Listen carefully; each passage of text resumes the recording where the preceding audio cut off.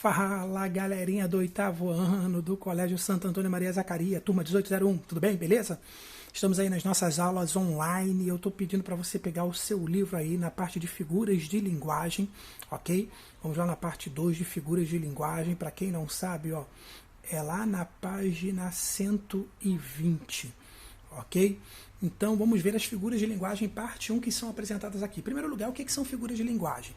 São recursos expressivos utilizados para dar mais ênfase ao texto, para chamar mais atenção, para dar mais significado ao texto, beleza? Então, elas servem para embelezar o texto, tanto na parte estética quanto na parte sintática, seja para um poeta, para um autor, para um escritor, querer chamar a sua atenção para alguma situação dentro daquele texto, ok? Então, guarde isso aí. Nós temos várias dezenas de figuras de linguagem, mas nessa primeira parte vamos trabalhar apenas algumas. Tá vendo aqui, ó?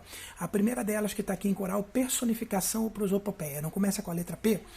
E é isso aí. Consiste em você dar características de seres humanos a objetos, a seres sem vidas, né? A seres inanimados, ok? Então, por exemplo, quando você coloca aqui, ó, o cipreste inclina-se em fina reverência. Cipreste não faz isso, né? Quem faz isso seria um ser humano, uma pessoa, inclinar-se em fina reverência com essa noção. Então, se você está dando características humanas, tá bom? A seres inanimados, a seres sem vida, você tem uma personificação prosopopeia. A mesma coisa se você falasse assim, a porta fala ao ser aberta, a porta não fala.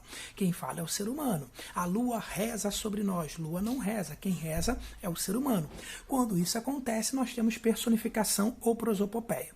A comparação, como já diz o nome, é quando você o quê? Faz a ligação, a comparação entre dois ou mais elementos. Geralmente você utiliza o como para isso. Olha aqui o exemplo, eu faço versos como quem chora. Eu sou como meu irmão, eu sou como meu pai, eu sou tal qual meu pai. Então, quando há essa comparação direta, o nome da figura de linguagem é comparação.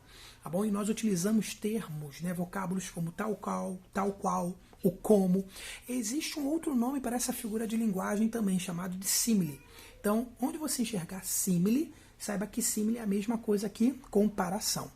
Ok? Vamos andar. Metáfora consiste em estabelecer relação de semelhança entre dois elementos. É uma comparação indireta. Você pode acrescentar um como ali. E na metáfora as palavras ganham novos sentidos, novos significados. Por exemplo, olha no primeiro verso aqui, ó. Meu coração é um almirante louco. Eu poderia dizer, meu coração é como um almirante louco. Se tivesse o como aqui, seria uma comparação ou símile. Mas como eu tenho uma comparação indireta sem o elemento comparativo como, e as palavras aqui ganham novos significados, perfeito? Nós temos aqui um exemplo de metáfora. Perfeito? Vamos caminhando. Aliteração é quando você vê nos versos ou dentro do texto a repetição de um som consonantal. A repetição excessiva de uma consoante.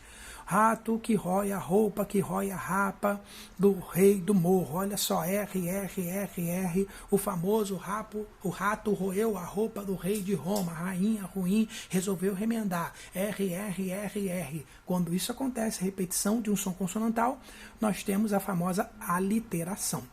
Já a assonância é o contrário disso. Tá vendo aqui, ó? Assonância é a repetição de um som vocálico. Perfeito? Então, por favor, gravem isso, ó. Na messe que enlourece, estremece a quermesse. O tempo todo essa vogal sendo repetida. Quando eu tenho esse exagero da repetição do som vocálico, ou de uma vogal, eu tenho a assonância. A onomatopeia é quando eu tiver palavras que representam sons, barulhos, ruídos, vozes de animais. Perfeito?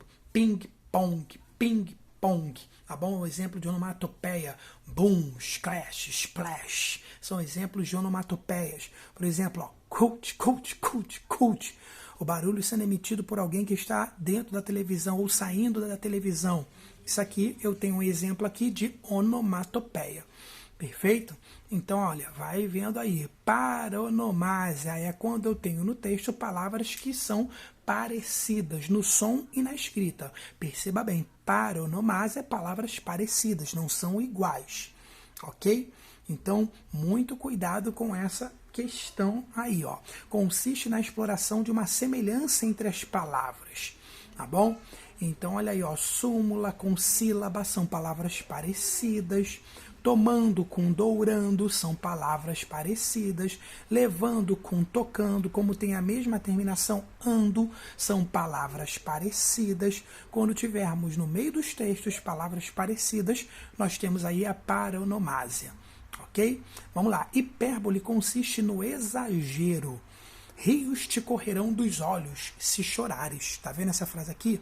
Claro, poxa, ninguém vai chorar ao ponto de formar rios. Tá aqui uma imagem exagerada. Ah, se você não voltar para mim, eu vou morrer de amores. Quando isto acontece, vai morrer nada. Você tem uma hipérbole, um exagero. O eufemismo já é a suavização de uma ideia desagradável. Geralmente ligada à questão de morte, mas podem ter outras ideias também. Tá bom? Então, o eufemismo é quando acontece isso. Por exemplo, em vez de você falar assim, ah, ele morreu. Não, você fala, ele passou desta para melhor. Ele foi morar com Deus, ele vestiu um paletó de madeira, essa expressão é bem antiga para simbolizar quem morreu, tá bom? Então, tudo isso são exemplos de eufemismo, você suaviza uma ideia desagradável. É como você pode ver aqui, ó, nessa tira, aqui, ó. Ladrão, canalha e traiçoeiro. Ah, é? Pois vou processá-lo por injúria, calúnia e difamação.